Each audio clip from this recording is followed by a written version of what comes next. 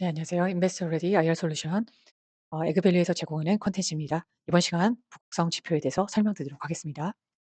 이번 시간은 그 버거킹 사례를 가지고 케이스 스터디 북극성 지표 해보도록 하겠습니다.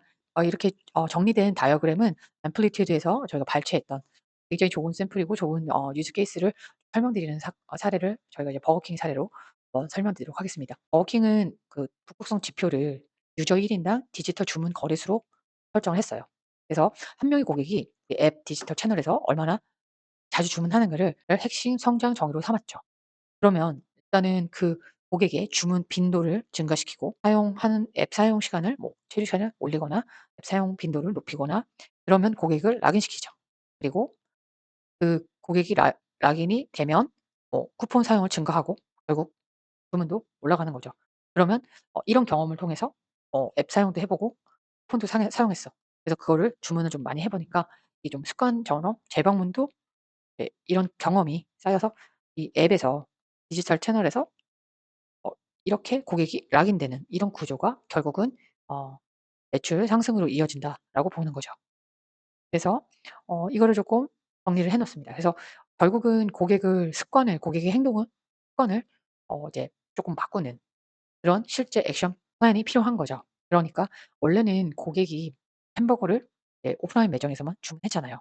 또 가야 되고 가서 좀 기다려야 되고 받고 뭐 이렇게 해야 되는 그런 어떤 행동을 이제는 버거킹 앱이 있어요. 버거킹 앱에서 뭐 배달을 주문하거나 아니면 뭐 포장 테이크아웃을 뭐 먼저 오더할 수 있겠죠. 이런 식으로 고객의 행동을 바꾸는 그런 플랜을 만드는 겁니다. 그래서 그런 걸 만들어서 이제 첫 번째는 캠페인이죠. 신규 고객 유입 캠페인을 준비합니다. 그런 다음에 앱을 가입하고 온보딩을 개선시키는 그런 작업을 하죠. 그리고 미가입된 아직 가입하지 않은 유저들에게 뭐 푸시 알림 이런 거 많이 하잖아요. 그리고 모바일 주문 쿠폰을 제공하고 간편 결제가 빨라야 되겠죠. 그래서 UX도 다 개선하고 이런 것들을 많이 합니다. 실제로 이런 것들을 고객 행동을 바꾸는 그런 실행 액션 플랜을 이렇게 쪼개서 나눠서 이렇게 정리를 한다는 거죠. 그리고 이 유저들도 다 쪼개 보는 거예요. 그래서 신규 유전지, 현재 활성된 유전지, 헤비 유전지, 고 튜면 유저이고 재활성화 유저. 그러니까 되게 우리가 한 고객을 그냥 세분화해서 그들을 위해서 타겟팅하는 그런 전략이나 이런 것들이 바뀐다는 거죠. 그래서 이런 것들을 우리가 고객을 하나의 고객으로 보는 게 아니라 한 그룹으로 보는 게 아니라 나눠서 이렇게 우리가 이 복수성 지표를 만들고 그 액션 플랜을 하기 위해서는 그 대상을 유저를 상태별로 쪼개서 보는 겁니다. 그리고 매출 이전에 먼저 움직이는 행동 지표입니다. 그러니까 매출은 결과잖아요. 그래서 결과보다는 그 과정을 설계하는 건데 그 매출 이전에 먼저 움직이는 행동 지표를 한번 만들어 보는 거예요. 예를 들면 우리가 설치 후 쿠폰 탭에서 모바일 주문의 어떤 전환수라든가 아니면 앱을 얼마나 오픈하는지 그리고 실제로 가입이 일어나는지 그리고 그 쿠폰을 사용하고 실제 주문하는 비율, 전환율이죠. 유료 전환율. 그래서 이런 것들이 습관화가 되는지라는 것들이 그래서 우리가 원래 유입 캠페인을 통해서 유입을 시키고 우리가 쿠폰을 뿌려서 유료로 구매를 전환한다. 그리고 이것들을 습관을 만든다. 그래서 재매 반복을 만든다. 이게 공식적인 우리가 알고 있는 것들이죠. 그래서 이거를 조금 세부적으로 나눠서 우리가 전략을 가져가야 된다. 그래서 이런 것들이 다 마케팅과 다 연결이 되잖아요. 마케팅 그리고 뭐 CRM, UX 뭐 디자인 이런 어떤 그런 것들이 다 관련이 되기 때문에 이런 것들을 먼저 한번 살펴보자는 거죠. 그래서 이런 것들을 한번 정리를 한 후에 그 각 팀에 하나의 행동 지표를 각각 뿌려 주는 거예요. 그래서 우리가 그냥 딱 뭐 매출 이번에 뭐 월 매출 뭐 얼마 달성, 몇 억 달성 뭐 이렇게만 하면 지금 뭘 해야 될지 잘 모를 수 있어요. 근데 우리가 어떤 롤스스터 매출액을 정했잖아요. 그러면은 우리가 그걸 달성하기 위해서는 우리가 신규 유저를 활성화하는 담당이 있어야 되고요. 회원 가입 증가를 담당시키는 그런 팀이 있어야 돼요. 그리고 대구매, 반복 주문을 담당하는 그렇게 팀을 쪼갤 수 있다는 거죠. 팀을 쪼개서 여기서는 많이 쪼개는 거예요.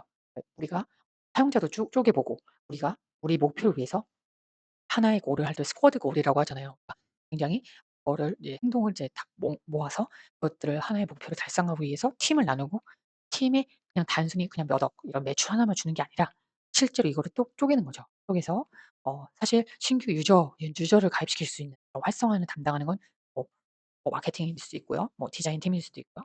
여러 가지 있잖아요. 그래서 이런 것들을 각 팀을 이렇게 나눠 주는 거죠. 담당을 나눠 줘도 되죠. 팀이 좀 아직 소규모 조직이라면 이런 것들을 담당하는 거를 구체화시키는 거죠. 이 사람은 뭐 이렇게 해서 각각 그런 어떤 행동 지표를 담당하게 하는 거죠. 그러면 진짜 통제 가능한 행동 지표들을 하나씩 맡으면 이들이 리포트를 할 거죠. "어떻게 우리가 뭐 해 봤는데 이런 것들을 이런 결과들이 나왔다." 그래서 각각 그 결과를 다 추합할 수 있는 거죠. 그래서 결국 그 모든 팀의 활동이 이렇게 하나로 모여서 결국은 유저당 디지털 주문 횟수가 증가할 수 있고, 그래서 우리가 건강하게 성장할 수 있다는 거를 팀의 어떤 골 세팅을 분명히 해 줘야 된다는 거예요. 한 곳만 보는 거죠. 그러니까 그래서 매출을 우리가 이제 IR 덱에 매출이 얼마나 추정이 됩니다. 뭐 고객 수가 얼마나 됩니다라고만 나오는 것도 물론 중요한데, 사실 그 결과보다는 투자자는 결과보다는 그 구조를 본다는 거죠. 어떻게 어떤 지표들이 올라가서 매출 성장을 견인하는지. 그래서 매출은 결과지 관리 대상은 아니죠. 그죠? 이거는 결과입니다. 그러면 우리가 관리해야 되는 거는 이거죠. 고객 행동. 고객 행동이 뭐 신규 유입이 됐던 이탈을 할 수도 있죠. 아니면 뭐 추천이 일어나고 있을 때, 아니면 뭐 '이런 거 좋다.' 이런 것도 선풀이죠. 뭐 이런 것들은 달릴 수 있다는, 그래서 그걸 관리해야 되고, 그리고 진짜 고객이 너무 좋아해서 일어났는지 그런 반복에 대한 이야기, 그다음에 활성화, 얼마나 자주 들어오고 얼마나 오래 있고 얼마나 좋아하는지. 그죠? 뭐 이런 거는 또 되게 인게이지먼트, 얼마나 이제 끈끈하게 잘 되어 있는지 그런 거죠. 그리고 뭐 나아가서는 이게 뭐 락인이 될 수도 있고, 그리고 재구매는요. 사용은 하는데 사용은 해요. 그러니까 체류도 하고 들어오기도 하고 유입도 되는데 뭔가 구매의 전환이 일어나진 않아요. 이런 경우는 뭐 다양한 케이스가 있죠. 왜 그런지는 구매 욕구 나이스 투 해브가 있죠. 나이스 투 해브. 예를 들면은 뭐 너무 고가의 상품이라 좀 더 신중하게 판단하려고 들어와 본다. 뭐 이럴 수도 있고요. 그거는 뭐 회사의 상황과 그런 어떤 제품이나 상품이나 서비스의 어떤 성향에 맞게 그런 것들이 판단을 해야죠. 그리고 그런 것들이 진짜 왜 안 이러는지 이거를 많이 연구해야 됩니다. 그리고 이게 정말 습관화가 돼 있다. 이거 너무 좋죠. 습관이 돼서 정말 락인이 됐고, 이게 뭐 로열티 뭐 이런 것들이 연결되는 거죠. 이게 뭐 팬이 되거나 브랜드를 너무 사랑하거나 정말 습관화 될 수 있는, 아니면 정말 머스트 해브, 머스트 해브. 나이스 투 해브가 아니라 정말 머스트 해브고, 이거는 정말 페인 킬러다. 페인을 해결해 주는 그런 솔루션이면 너무너무 좋죠. 그래서 이런 행동들을 잘 관리해 주고 이런 것들을 잘 체크해 줘서 우리가 그때그때 뭐 개선을 해야 된다는 포인트를 관리를 하면 매출은 결국 따라온다는 이야기입니다. 그래서 이게 결국은 그 하나로 연결된 흐름이에요.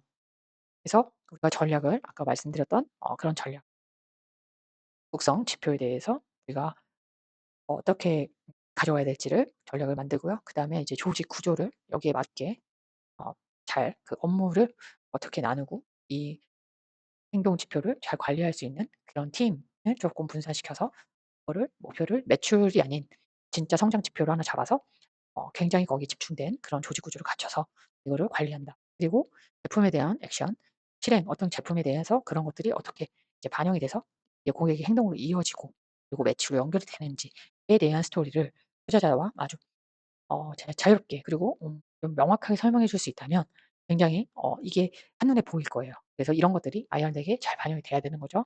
그래서 어떤 고객 행동이 회사의 성장을 만드는가에 대해서 굉장히 우리가 살펴봐야 됩니다. 그래서 IR 덱에 우리가 우리 북극성 지표 스토리를 담아야 되는데 이게 정말 중요합니다.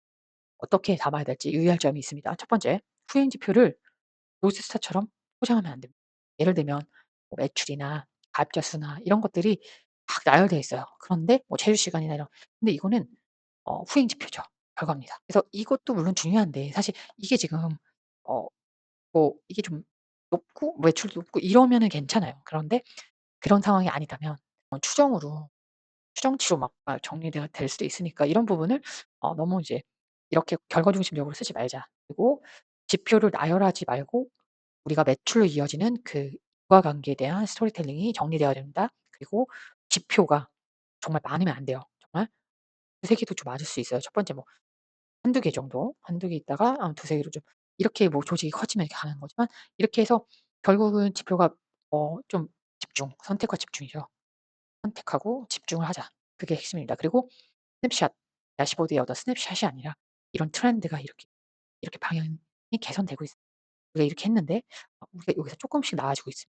뭐 이런 정도의, 우리 얼리 스테이지 같은 경우는 숫자가 많이 없을 수 있습니다. 그래서 다른 선행 지표들, 그리고 행동이 거기에 행동이 변하거나 아니면 뭐 어떤 그런 것들이 방향성이 개선되고 있다는 거, 그리고 그걸 찾았다는 거, 요거를 쪼끔 정리해서 보여주는 것이 중요합니다. 그래서 결국은 우리 IRD를 좀 정리해서 작성을 해야 되잖아요. 우리가 이렇게까지 성장에 대해서 지표들을 관리하고 있고, 우리가 이걸 가지고 매출 실적을 달성할 수 있다. 현재까지는 이런 걸 좀 세팅하고 준비하고, 그래서 행동 변화가 조금 보여지고 있는데, 이게 향후에 이렇게 매출 실적으로 나타날 것이다라는 걸 저희가 만약에 지금 준비하시는, 만약에 얼리 스테이지 같은 경우는 아직 숫자가 없고 트랙션이 만약에 미약한 경우는 우선은 슬라이드 한 장에 원 메시지를 정리해 하는 것이 좋습니다. 그래서 예를 들면은 그런 경우 있죠.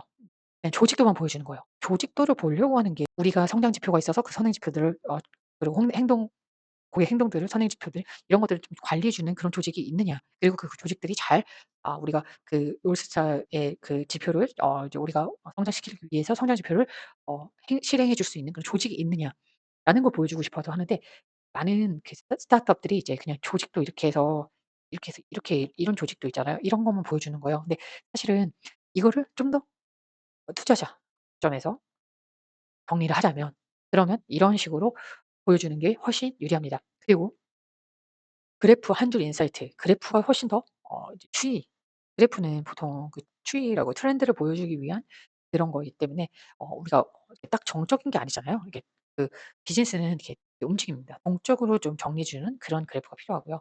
그다음에 지표 정의는 이제 각 주 어떻게 측정했는지 이런 것들을 조금 명확하게 해 주고, 그다음에 예상 질문들이 있어요. 이런 숫자들을 좀 나열할 때 우리가 코호트 데이터나 이런 것들을 좀 백업할 수 있는 그런 데이터를 좀 따로 정리를 해 주시는 것이 중요합니다. 이번 시간 우리가 버거킹 사례로 좀 준비를 했는데요. 이 스타트업 모두 이런 성장 지표가 하나씩 다 갖고 계실 거라고 생각합니다. 그 성장 지표를 IR 덱에 어떻게 반영해서 투자자와 커뮤니케이션을 할 수 있는지에 대해서 살펴봤습니다. 더 많은 인사이트 콘텐츠는 저희 에그밸류 웹사이트에서 확인해 보실 수, 다음 시간에 더 좋은 콘텐츠로 하도록 하겠습니다.